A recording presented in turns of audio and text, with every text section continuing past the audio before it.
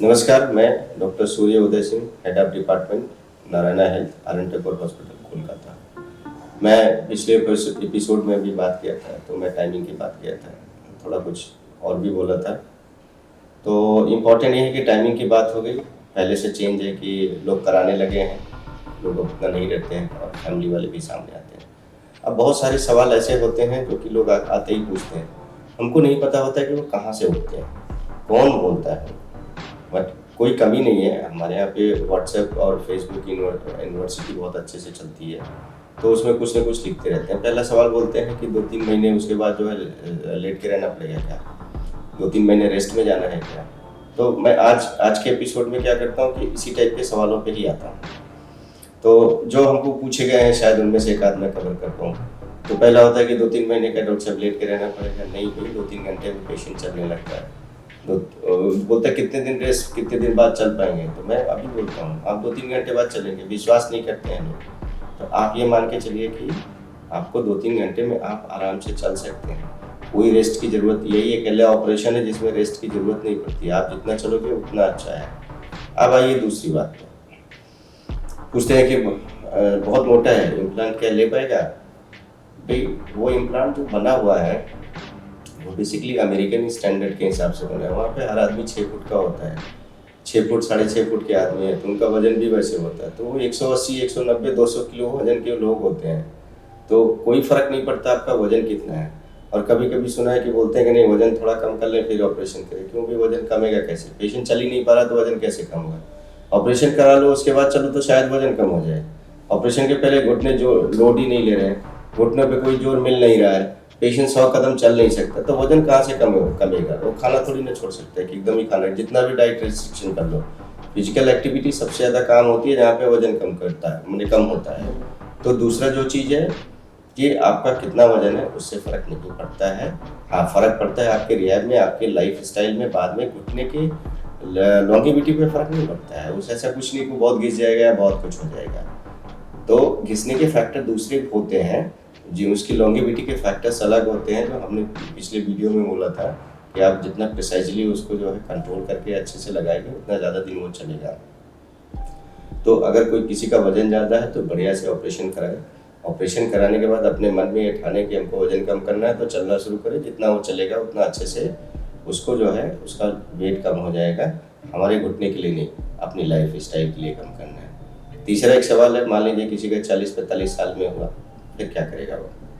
तो एक कभी कभी लिगामेंट के भी सवाल आते हैं। मैं ज़्यादातर बात करता हूँ टीकेआर की, तो मैं लिगामेंट पे भी बोल देता हूँ। लिगामेंट एक ही इंपॉर्टेंट होता है, सबसे ज़्यादा इंपॉर्टेंट होता है। लिगामेंट सारे इंपॉर्टेंट होते हैं और सबसे ज़्यादा टूटता भी वही है, एसीएल, एंटीरियर क्रूशिएट लिगामेंट। तो वो क्या करता है, किसी का अगर एंटीरियर क्रूशिएट लिगामेंट टूटा है तो उसको डिले मत करिए, ऑपरेशन हमेशा कराना है। क्योंकि वो करेगा 1-2 महीने 3 महीने आपको तकलीफ देगा, फिर वो तकलीफ देना बंद कर देता है। फिर आप देखेंगे कि कोई दर्द नहीं है, लेकिन ऊपर नीचे होने से एक आध बार जो है घुटना होता है कि भाई सपोर्ट नहीं ले रहा है, जिसको हम बोलते हैं इंस्टेबिलिटी। बट आप ये मान के चलिए कि अगर वो रहेगा तो अगले 5-10 साल में आपका घुटना वो खराब कर देगा। तो इससे अच्छा है कि पहले उसको ऑपरेशन करके घुटने की उम्र बढ़ाइए। दूसरा चीज़ है कि आपका जो कम उम्र में हुआ तो क्या करेंगे, 40-45 साल में हो गया किसी को जो है ऑस्टियोआर्थराइटिस चल नहीं पा रहा है, यहाँ पे मैटर करता है क्वालिटी ऑफ लाइफ। आप मान लीजिए कि आपको 40 साल में हुआ, हम थोड़ा कम ही पकड़ लेते हैं, तो आपके लाइफ में 40 से 60 इम्पोर्टेंट है कि 60 के बाद 80 वाले इम्पोर्टेंट है। कौन से इम्पोर्टेंट है कि आप 40 से 60 आप गुजार दिए, तकलीफ में गुजार दिए, बिना एक्टिविटी के गुजार दिए, कि फिर जाके 60 में कराए तो 60 से मान लीजिए कि 80 तक 85 तक चला, कौन सा जरूरी है आपके लिए। क्योंकि जब आप 40 साल में होते हो तो आपके पास बहुत सारी जिम्मेदारियाँ होती हैं। बच्चे छोटे होते हैं, पढ़ाना होता है, उनकी देखभाल करनी होती है, उनको बड़ा करना होता है। सोसाइटी में इनविटेशन बहुत सारे तभी मिलते हैं, जैसे जैसे उम्र बढ़ती है वैसे वैसे इनविटेशन मिलने कम हो जाते हैं। क्यों मालूम नहीं है, बट लोग नहीं बुलाते हैं। तो ये जो आपके 40 से 60 साल वाला समय है उसको आप अच्छे से गुजारिए, ऑपरेशन कराइए, उसको पेन फ्री गुजारिए और 65 साल की उम्र में जाके दूसरा ऑपरेशन फिर से करा लीजिए। तो अब 65 साल की उम्र में दूसरा कराएंगे तो आप 90-95 तक चले जाएंगे। कोई फर्क नहीं पड़ता है कि आपकी उम्र कम है। पुराने डॉक्टर बोलते थे, नए डॉक्टर्स ने बोलना कम कर दिया है कि आपकी उम्र बहुत कम है, या अभी नहीं करना है, ये नहीं करना है, वो नहीं करना है। तो उम्र का कोई फर्क नहीं पड़ता है। तीसरा चीज है, अरे हम डॉक्टर साहब ऑपरेशन कराए, कभी गिर उड़ गए तो भैया बिना ऑपरेशन के भी गिरोगे तो वही क्वेश्चन तब भी रहेगा। तो जैसे आपकी हड्डियां जो है गिरने के बाद टूटेंगी ऑपरेशन के पहले, वैसे ऑपरेशन के बाद भी टूटेंगी, जिनका इलाज जो है आराम से होता है। सारे प्लेट, स्क्रू, रॉड सब लगाए जा सकते हैं, कोई फर्क नहीं पड़ता है।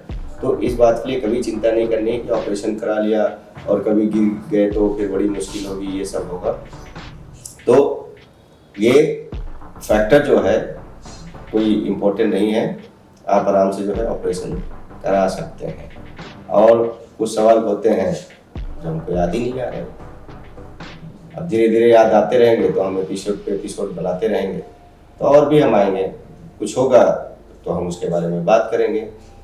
हमने सक्सेस रेट की बात कर ली, हमने एक दो जो सवाल हमारे सामने पूछे जाते हैं। हाँ, और एक सवाल था, हम जमीन पे बैठ सकते हैं क्या? ये बड़ा इंपॉर्टेंट सवाल है। अब इसमें आपको बहुत कुछ मिलेगा।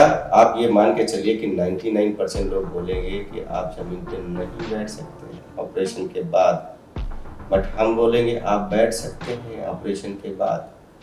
भाई अब महिलाओं में ज़्यादातर होता है ये ऑपरेशन, तो उनको कहीं ना कहीं बैठना रहता है, पूजा वूजा करती है, या कभी कभी तो मज़ेदार होता है कि भाई वो तरकारी नहीं काट सकती है, नहीं बैठ पाएंगे, तो ये सब फैक्टर भी उनके सामने आते हैं। तो आप जो है नीचे बैठ सकते हैं। उसके लिए क्या ज़रूरी है? उसके लिए एक्टिव रोबोट और गोल्ड नी की ज़रूरत है, जो टाइटेनियम का होता है, निगोनियम कोटेड होता है। आप ये दो कॉम्बिनेशन करिए, आराम से नीचे बैठिए, नमाज पढ़िए, पूजा करिए, जो समझ में आए करिए, बहुत अच्छे से कर सकते हैं। उसके ऊपर कोई फ़र्क नहीं पड़ेगा और हमको इस बात की खुशी भी होगी। पहाड़ चढ़िए, समंदर में जाइए, जो करना है करिए, बट ऑपरेशन की टाइमिंग ठीक रखिए। पिछली बार हमने बोला था, आप डिले करोगे, कमर खराब करोगे, फिर तो हम घुटना ठीक भी कर दिए तो क्या फ़र्क पड़ता है, आप कमर लेके बैठे रहोगे। तो आज इसमें इतना ही, हम फिर आएंगे अगले एपिसोड में, कुछ शायद और एक आध जो बातें याद आ जाएंगी उसको लेके हम आते हैं। धन्यवाद, नमस्कार।